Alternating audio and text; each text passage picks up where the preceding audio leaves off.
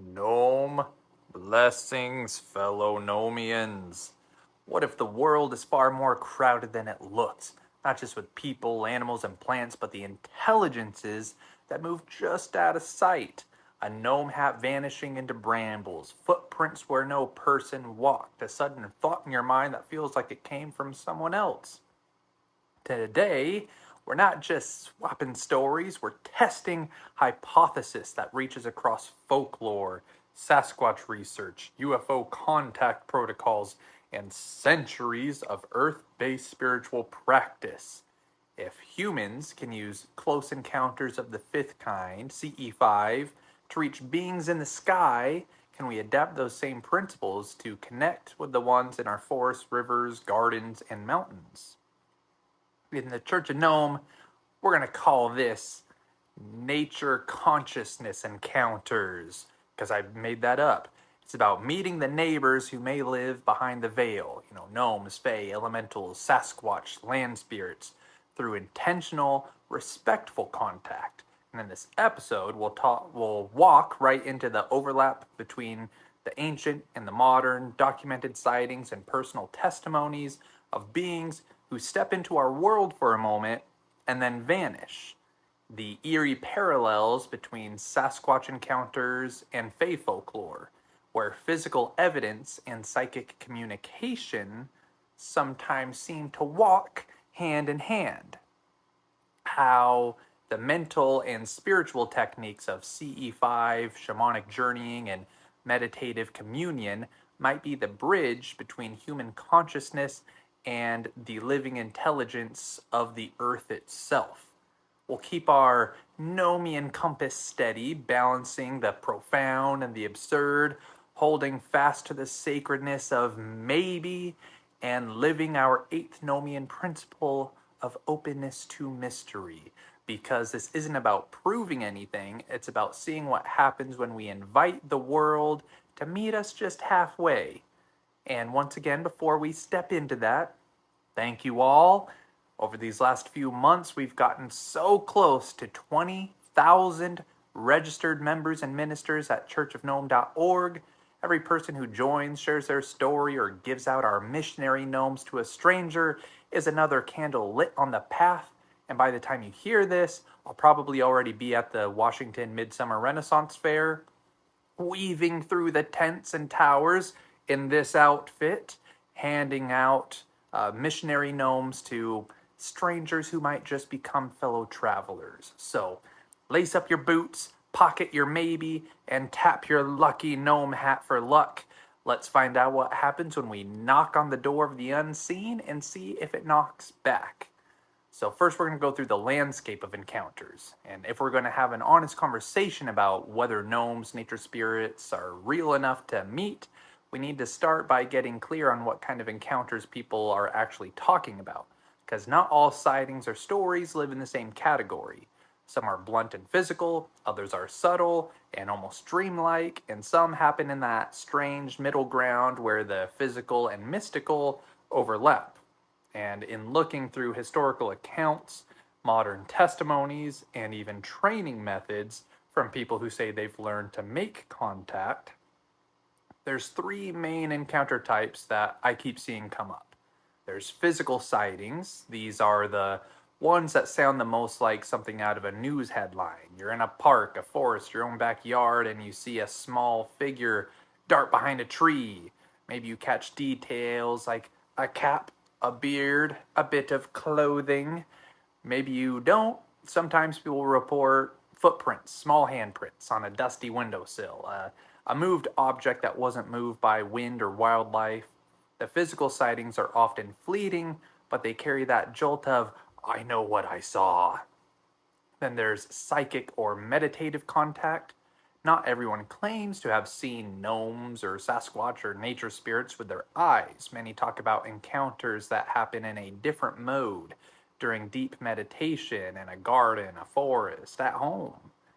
In lucid dreams or the hypnagogic state, that twilight zone between waking and sleep, through sudden mental impressions or downloads of information like advice on how to tend a plant or a warning to leave this area alone.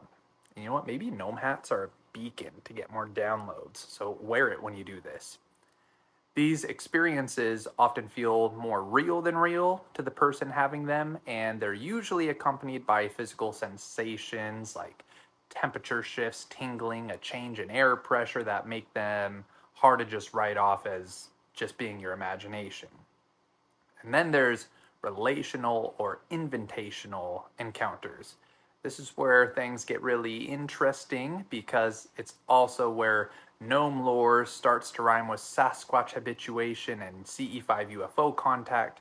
In this category, people don't just stumble into an encounter, they cultivate a relationship.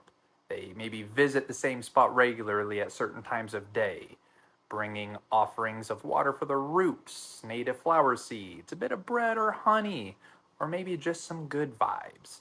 They make a clear spoken or mental invitation for contact. And over time, they report that something changes. Subtle movements in the periphery, small signs in the environment, an increased sense of being met.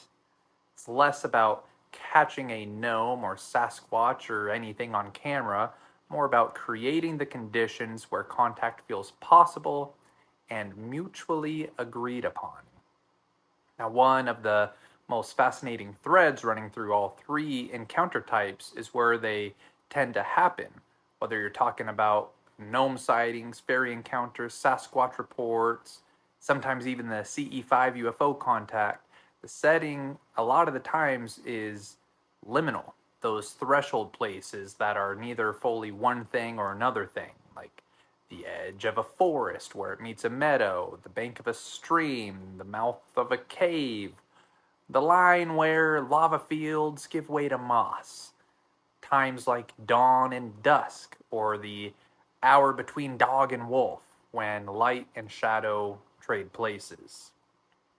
Liminal zones have been associated with the other world for as long as humans have told stories, and modern encounter reports, no matter the being in question, a lot of times seem to reiterate that same point. So for us as Nomians, this map of encounter types and settings isn't just a checklist, it's the opening layer of the pattern we'll be tracing all through this episode.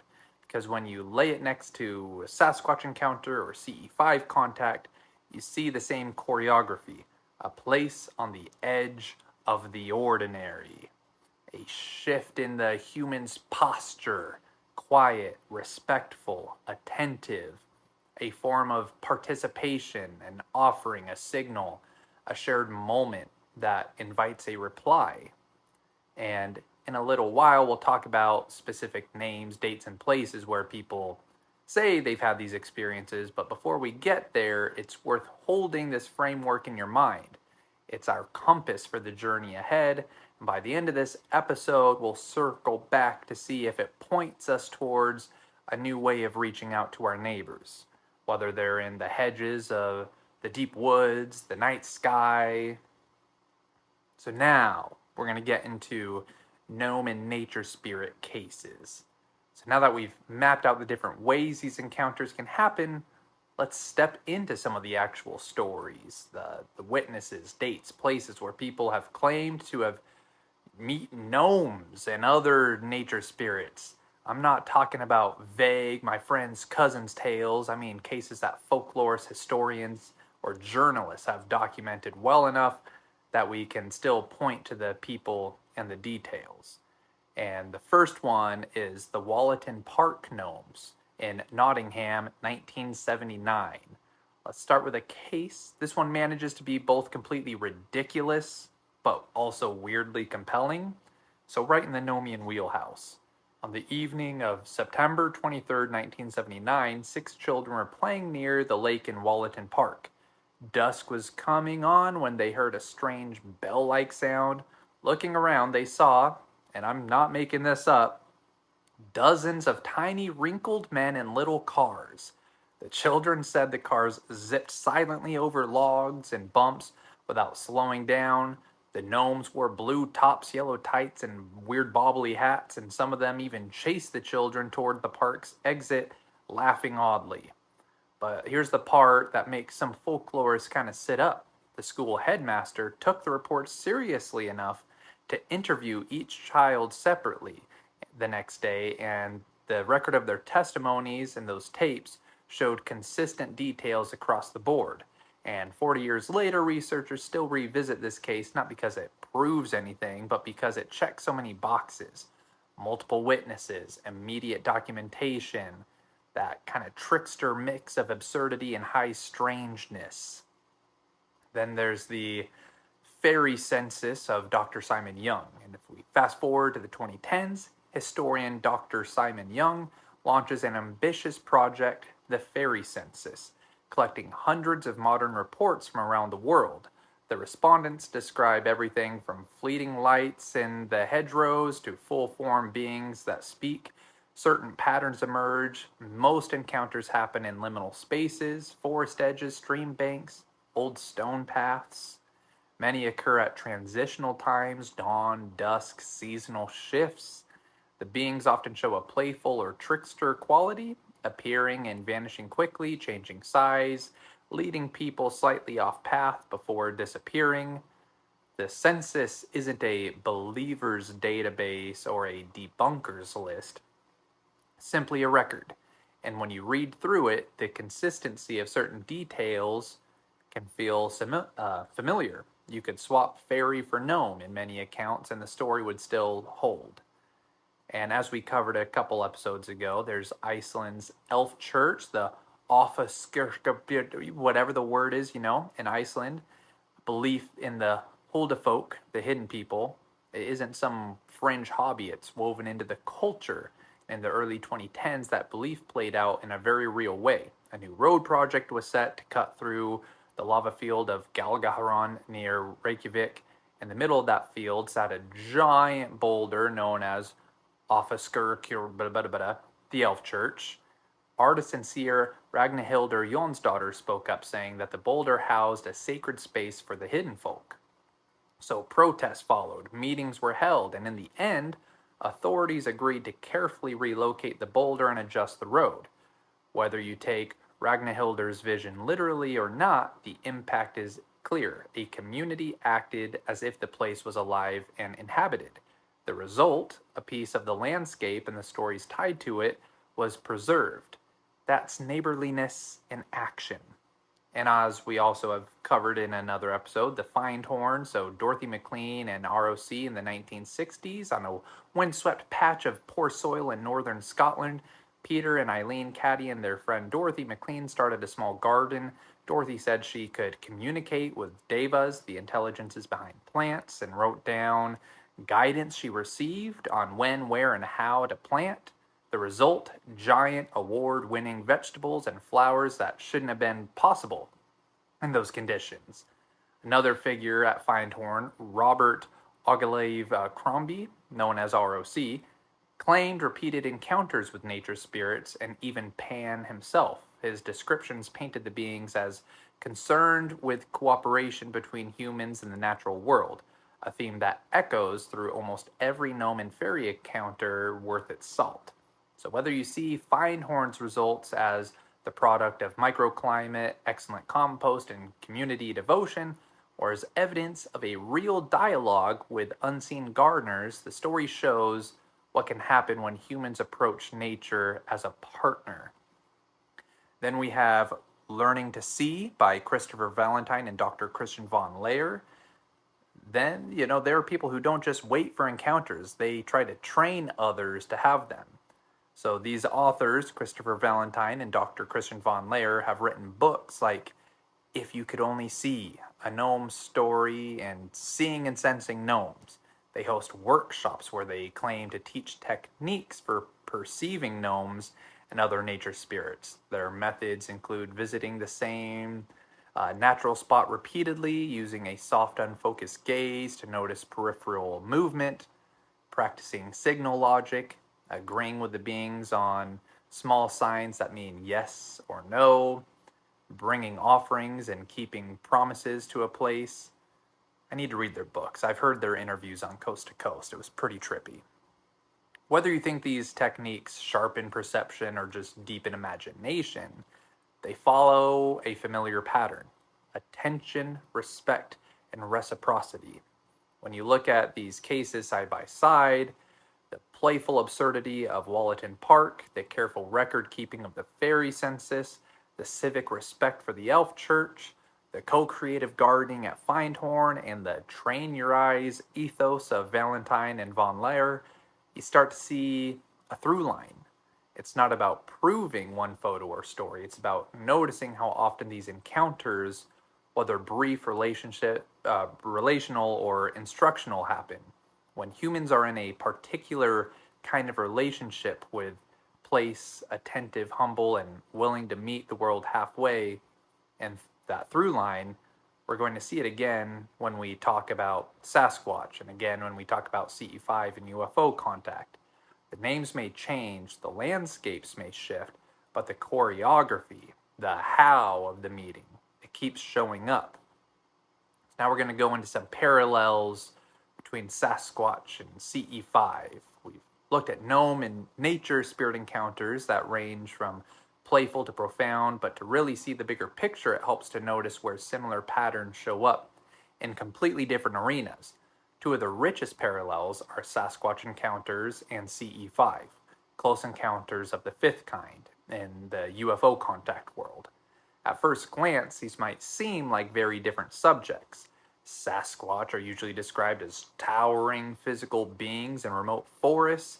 CE5 is about making intentional contact with whatever intelligence might be behind UFO sightings. But when you listen closely to the stories and the methods, there's a shared DNA in how the encounters happen and in what witnesses take away from them. So let's start in the woods. In the early 1970s, researcher Ron Moorhead and a small group were camping in the Sierra Nevada mountains when they began hearing strange vocalizations, rapid, complex sounds that didn't match any known animal. They recorded them, and those recordings, the Sierra sounds, have been analyzed for decades. Some acoustic experts say they display a vocal range and speed beyond normal human capability. Moorhead himself eventually leaned into the idea that Sasquatch may have abilities we'd consider paranormal.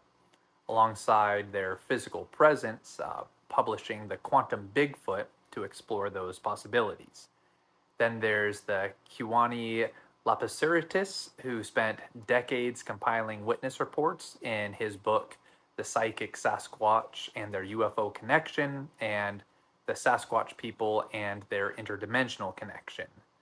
Many of his witnesses claim experiences that mirror the psychic meditative lane we discussed earlier with gnomes. Telepathic impressions, dream encounters, a knowing of being watched that comes with mental images or feelings. Some even report orbs of light near Sasquatch sightings, or a sense that the beings can appear and vanish at will. Across this spectrum, from the purely physical evidence, like footprints and recorded sounds, to the more high strangeness, psychic impressions, you find the same relationship factors we see in gnome and other types of encounters. Liminal settings, forest edges, clearings, ridge lines, respectful behavior from the human side, maybe even repeated visits to the same area, a mix of tangible and intangible evidence, and perhaps most tellingly, reports in reciprocity in habituation sites where people leave food or shiny gifts. They sometimes find small objects left in return. The gift exchange is a behavior we'll see again even with CE5. So CE5, contact by invitation. That's, a term that was popularized by Dr. Stephen Greer to describe human-initiated contact with UFO-related intelligences. The basic protocol is surprisingly simple: either alone or gather a small, coherent group, go to a quiet liminal location, or even your backyard. Calm and focus the mind together, send out a clear, respectful invitation for contact, and then watch both with your eyes and your awareness for any kind of response. And I've been fortunate enough to experience this firsthand. I was a featured guest at the Soltech conference at the ECETI Ranch in Washington, a place famous for frequent anomalous lights over the nearby Mount Adams and Sasquatch sightings. Over the course of the event, multiple people, including myself, saw all sorts of strange lights in the sky that didn't behave like planes or satellites. Some seemed to pulse or change direction in direct relation to group light signals or focused intention. I was also invited to take part in a documentary series about CE5 filmed at Mount Shasta, another location with deep layers of mystery. On those nights, you could feel the group coherence like the air itself was tuned differently.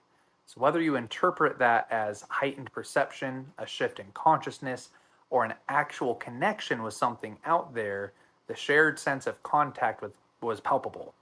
And researchers like Jacques Vallée in his book Passport to Magonia have gone so far as to point out that UFO encounter narratives share many motifs with old fairy and elemental lore, encounters at liminal times and places, beings who can appear and vanish, odd time distortions or shifts in perception, exchanges of gifts or objects, sometimes a trickster like unpredictability, the overlap. So, what is the overlap between gnome sightings, Sasquatch encounters, and CE5? What do they all have in common?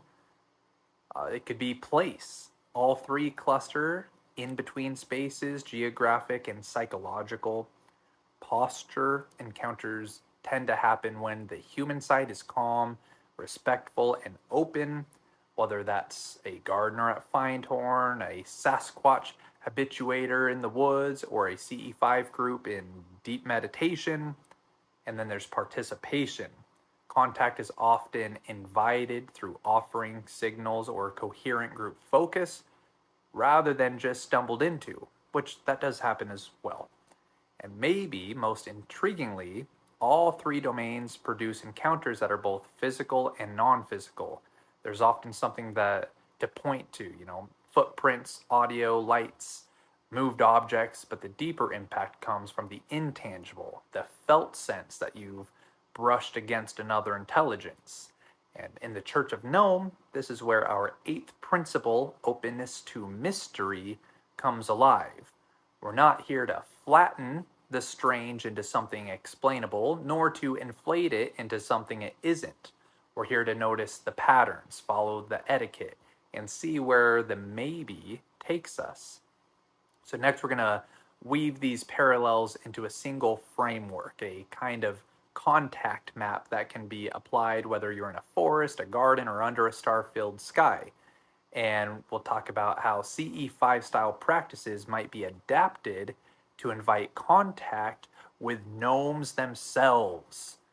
So the pattern that points when you strip away the costumes, gnome caps, towering hair-covered frames, glowing discs in the night sky, you start to see that these encounters, whether they involve gnomes, Sasquatch, or CE5 UFO contact, share a strikingly similar choreography, and we're going to call it the contact compass. Like any compass, it has 4 cardinal points. Align them, and you're not just wandering aimlessly, you're navigating toward the possibility of meeting the neighbors you can't usually see. So first, we'll have place. Encounters rarely happen in the middle of the everyday. They favor the edges, threshold zones, where one reality brushes against another. For gnome and nature spirit encounters, it could be the hedge between garden and wild, the mossy lip of a spring, the foot of a standing stone, or a shadowed grove at dusk. For Sasquatch, it's the tree line clearing, the river crossing, the fog-wrapped ridge. For CE5, it's often high meadow, desert overlook, or lake shore under the night sky. Spaces far from the noise and glare where your senses can stretch. Edges don't just exist on a map, they exist in your head. A liminal place makes you more likely to notice liminal things. And then the other direction of our compass will be posture. And posture here isn't about your spine, but that does help. It's your approach. In story after story, the door opens not to those who barge in, but to those who arrive with respect. That respect takes shape in different ways. For gnomes, it might be tending to the same patch week after week, offering water to the roots, greeting the place aloud, maybe. For Sasquatch habituators, it's moving quietly, leaving gifts without expectation, never chasing or cornering. For CE5, it's meditating together, synchronizing breath and intention, sending an invitation without demands. In every case, the posture says, I come as a guest, not as a conqueror. And then the next direction on our compass will be participation. Contact isn't a spectator sport. At some point, you have to step into the dance. Participation can be physical, leaving offerings, arranging stones or flowers, drumming, singing, sensory things like flashing a light skyward during a CE5, knocking on a tree in Sasquatch country, ringing a bell at the start of a gnome vigil, an energetic, like shared focus, a mental greeting, a clear visualization of the meeting you hope for. It's the act that signals, I'm not just here to watch, I'm here to meet. And then the final point where it all leads to is the unseen. This is the point too many leave off the map. Openness to the part you can't plan. The unseen is the acceptance that no matter how well you align the other 3 points, what happens next isn't entirely yours to control. For gnome encounters, the unseen might be the trickster element, the tiny cars at Wallaton Park, the sudden laughter in the undergrowth. For Sasquatch, it might be the moment the tracks simply stop mid-stride, or the voice in your head that doesn't feel like it's your own. For CE5, it's the something that arrives in a way you didn't script, an unexpected light, a feeling of being surrounded, a dream that follows you home.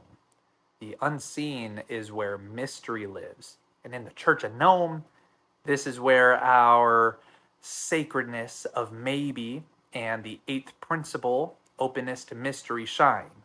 You prepare the place, you shape your posture, you participate fully, and then you leave space for the world to surprise you. And why the compass matters is when you look at our cases so far, the contact compass shows up again and again. Wallaton Park, liminal park as the place, open mind of children for the posture, a place full chase, participation, inexplicable absurdity, the unseen. In Iceland's elf church, the storied lava field, the place, the civic reverence, the posture, action to protect, participation, the sense of a presence that moved a whole community, the unseen. And Sasquatch habituation, remote edges as the place, long-term respect as the posture, gift exchange, participation, sudden vanishing of physical impressions, the unseen. And CE5 gatherings, chosen hotspots, the place, meditative respect, the posture, light signals and group focus is the participation, and unplanned anomalies is the unseen. So whether you're inviting gnome, Sasquatch, or lights in the sky, the same 4 points keep aligning. The contact compass doesn't guarantee an encounter, but it does seem to put you in the places, states, and situations where encounters of whatever kind are more likely to happen and more likely to mean something. So in the Church of Gnome, we love that the contact compass works just as well for gnomes in tiny cars as it does mysterious lights over a mountain. That's the profound and the absurd, shaken hands, and we don't need to force a single explanation. The compass doesn't tell you what you'll meet, it just helps you show up ready to meet it. And in that showing up, in that space left open for the unseen, the maybe becomes the doorway. So next we'll take the contact compass and turn it into a step-by-step Nomian field guide, our own adaptation of CE5 principles for inviting contact with the neighbors of the soil, stream, stone, and sky. So if the contact compass is our map, this is the part where we actually set out on the trail. But before we talk about what to do, we need to talk about how it might work. Because if you can understand the theory behind contact, why certain steps seem to matter, you'll see that what we're doing here is much bigger than trying to see a gnome. The bridge between worlds, at the heart of this, is a simple but staggering idea. Consciousness might be the bridge between worlds. This isn't just poetry, it's a concept you'll hear in quantum physics discussions, mystical traditions, and modern contact practices like CE5. The claim is that consciousness is non-local. It's not confined to your brain or body. It can extend and connect and interact with other consciousnesses, other intelligences across space and possibly across dimensions and time. If that's true, then the same signal used to reach a craft in orbit, in theory, could reach a gnome in a hedgerow, a Sasquatch at the tree line, or the elemental presence of a mountain spring. The medium isn't radio waves, it's mind. CE5 as a model, so the process usually looks like, coherence, the group or individual calms and synchronizes, breathing, aligning intentions. They mentally pull back, visualizing their location from above. First the field, then the surrounding terrain, then the earth itself, sending a mental beacon to say, I'm here, we are here. And then a directed invitation, like a clear emotional greeting that is formed and sent out, like a lighthouse beam of intention and goodwill. And then reception. The group or individual remains open, watching for any responses, flashes of light, sudden sounds, internal impressions. The results vary, but the protocol is consistent. And when you compare it to centuries of earth-based spiritual practices, Wiccan circle work, druidic grove rites, shamanic journeying, it's eerie how similar the steps are. Only the vocabulary is changing. And so, if gnomes, elementals, Sasquatch, the Fae, and nature spirits are real, whether as independent beings, manifestations of natural intelligence, or some fusion of who knows what, they might not be perceivable through the usual five senses alone, at least most time. They might choose to reveal themselves selectively, or their form of being might normally sit just outside our perceptual range. So by extending consciousness beyond our normal boundaries, we're doing two things. Tuning ourselves to the subtler frequencies where they might exist, and signaling our awareness and intent directly to them in a medium that doesn't depend on physical proximity. Think of it like two musicians in different rooms who both start humming the same note. The resonance finds the resonance. In that shared field, a connection can happen. So the Nomian twist is that, in the Church of Gnome, we take this seriously and joyfully. The sacredness of maybe keeps us humble. We don't force belief, we invite possibility. The balance of the profound and the absurd keeps us light enough to not get lost in our own seriousness, and our openness to mystery means we allow for outcomes we didn't script, because the best encounters are the ones that surprise us. We also know that relationship matters. You're not just calling a phenomenon, you're showing up for a neighbor. Contact is not a conquest, it's an introduction. So now that you know the why, here's the how. This is our adaptation of the contact compass into a working field guide for gnome and nature spirit contact, or what we can call nature consciousness encounters, NCEs, because we're getting crazy with it. So step one, place, choose and commit. Find a location that feels alive and slightly apart from your daily rush. A garden corner, a grove, a boulder near running water, the edge of a meadow. Bonus points if it's liminal. A threshold between environments, a place of seasonal change, a spot that shifts in light and mood at certain times. Visit this spot regularly. Let that place know you through your consistent presence. And then step two Posture. Arrive as a guest. When you arrive, slow down. Stand or sit quietly for a moment to let your mind and breath settle. Offer a simple greeting, aloud or in thought, acknowledging the land and any unseen neighbors. Let your body language and energy radiate respect. Imagine you are walking into someone's home. Then, step 3, participation. Offer and signal. Bring a small, harmless offering, water the roots, a native seed, a tidying of the space, or just a lot of good vibes, you know? Add a signal if you want, a soft bell, a humming note, 3 gentle knocks on wood, or a small visual marker you place each time. These consistent cues become part of the handshake between you and the space. And then we have step 4, the unseen. Extend your consciousness, close your eyes, breathe slowly, feel your awareness expand beyond your skin. Visualize the space you're in from above. See yourself, the trees or stones around you, the landscape stretching outward. They're kind of like how we do it with CE5. And then send a mental beacon. Imagine a warm, welcoming light radiating from you into the earth, the air, the water, the roots, carrying your greeting. And then let your mind follow that light as it flows outward, touching the stones, the soil, the currents of air, as if you're gently knocking on the doors of that place. And hold an emotional tone of goodwill and curiosity as if meeting an old friend you haven't seen in years. And stay open. The reply might come as a physical sign, a sudden rustle, a shift in the air, or an inner impression, a picture, a word, a feeling that's not quite yours. And step 5 is close with gratitude. Whether you sensed anything or not, thank the place and its unseen keepers. Leave it as you found it, or hopefully better.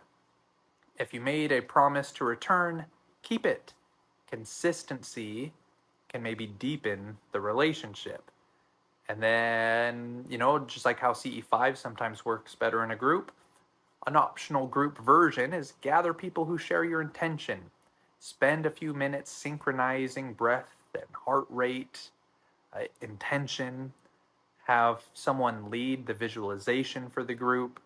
And afterwards, maybe compare notes, looking for overlaps or themes.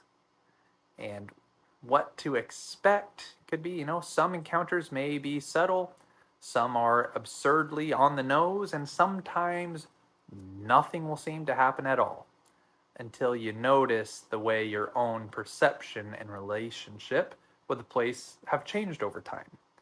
So the goal isn't to catch a gnome or another being, it's to create the conditions for a conversation to meet halfway across the bridge, maybe even just of consciousness.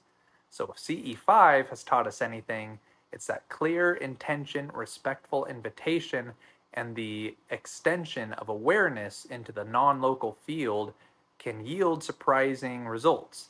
And if that can open a channel to the sky, why not to the roots, to the rocks, and the hidden paths under our feet? When you work this way, the maybe isn't a question mark, it's a doorway, and the act of stepping through it is in itself an encounter worth having. So, why does this all matter? If this were only about glimpsing something strange between the trees, it wouldn't be enough. The contact practices we've been talking about, the contact compass, the nature consciousness encounters, are not just tools for curiosity, they are disciplines for reorienting your soul. When you walk into a place as if it's inhabited by neighbors you may not see, you enact one of the oldest truths. Creation is not empty. You stand in the same stream as the mystics, prophets, poets, and elders who knew that the earth is alive with more than our senses can hold. Whether they called them angels, devas, our ancestors, gnomes, spirits of the land, they were all speaking to the same awareness that we are not alone and we never were. The act of practicing contact is not just a gimmick, it's a prayer with your whole body. It says, I know I live in a shared world and I choose to live as a good neighbor. And in the Church of Gnome, this is more than a sentiment, it's a covenant. It's why we speak of the sacredness of maybe, because certainty can close the door, but maybe leaves it open for the wind to pass through. Modern science, in its own way, has begun to circle this truth. Field biology shows us that the observer changes the observed. Neuroscience shows that attention shapes the brain, that empathy can be cultivated like a garden. And physics hints that consciousness might not be bound by space or time. If this is so, then our thoughts, intentions, and invitations are not just personal, they are participatory in the great web of being. So, why does it matter? Because every time you approach a glade with respect, every time you greet the wind as if it might, greet you back, you are reshaping the fabric between worlds. You are telling the unseen, you are welcome here, and welcome is the seed from which all relationships grow. Whether that relationship is with a neighbor across the fence or a presence across the veil. If the gnomes, the fae, Sasquatch, and the spirits of the land are indeed here, perhaps they have always been waiting for this posture of return, for us to remember the old etiquette, for us to listen more than we demand, for us to lay down conquest and take up communion. And if they are not, if it is only the wind, the stone, and the stream, then what we have done is no less holy, because we will have learned to live with reverence. We will have trained ourselves to see creation as alive, to step gently, to listen deeply, and that is a theology worth living. Whether or not a single gnome hat ever peeks from behind the hedge, in the end, the practice is the point. The bridge of consciousness works both ways, outward to what may be, and inward to who we are becoming. And if one day in that in-between space someone waves back, we'll be ready to wave in return.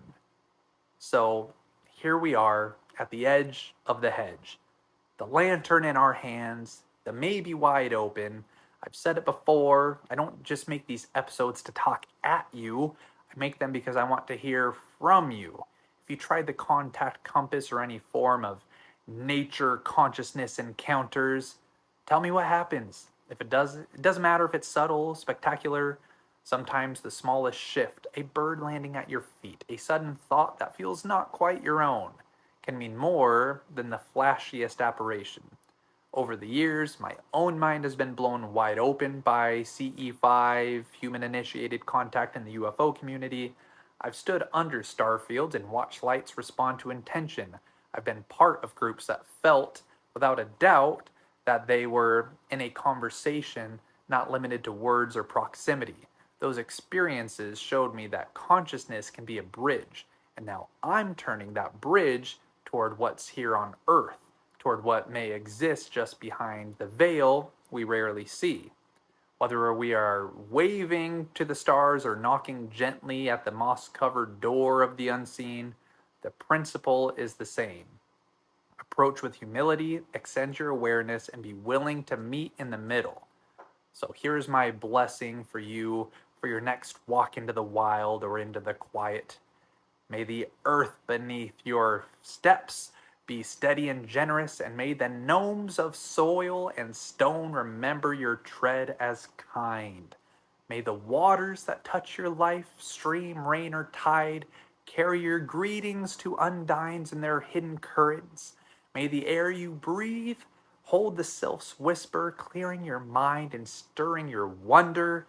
May the fire in your hearth or heart burn with the salamander's warmth, steady, transforming, alive, and may you carry the sacredness of maybe like a lantern, because in the maybe there's room for surprise, for joy, for neighbors you never knew you had. So, gnome blessings, friends. Until next time, step gently, listen well, and if the veil parts, wave back. I hope to see some of you at the Renaissance Fair today. Peace.